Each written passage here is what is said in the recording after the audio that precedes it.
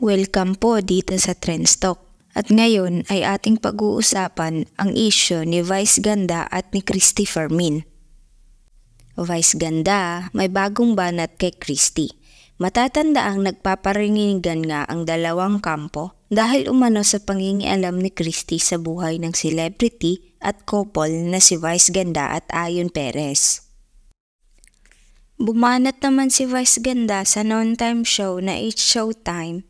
At ito ang kanyang pabirong sinabi. Kamusta ka, Christy?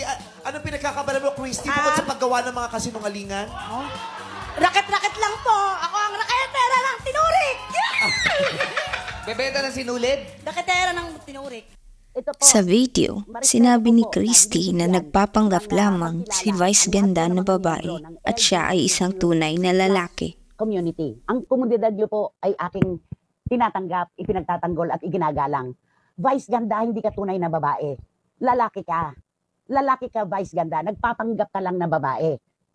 Ngayon, kapag ikay bumibiyahe ka sa isang mahabang kalye, tinawag ka ng kalikasan. Bababa ka sa sasakyan, hahanap ka ng puno, at dun ka jijingle. May mga magdadaan.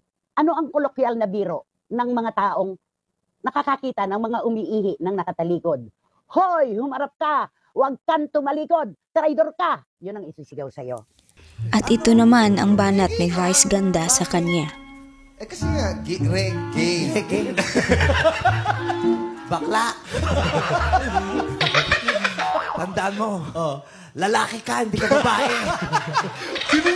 Nagpapanggap ka lang na babae. Puyak pa yung lagay na yan. Yes. At nag-post din ito ng picture na umabot na sa milyong views sa mga social media platforms. Nanggagalaiti naman sa galit si Christy dahil sa post na ito ni Vice, dahilan para sa hindi matapos ang issue ng dalawa. Sinabi ng mga sumusuporta kay Vice na wag nang patulan si Christy Fermin para sa hindi na rin humaba pa ang issue at para sa katahimikan nilang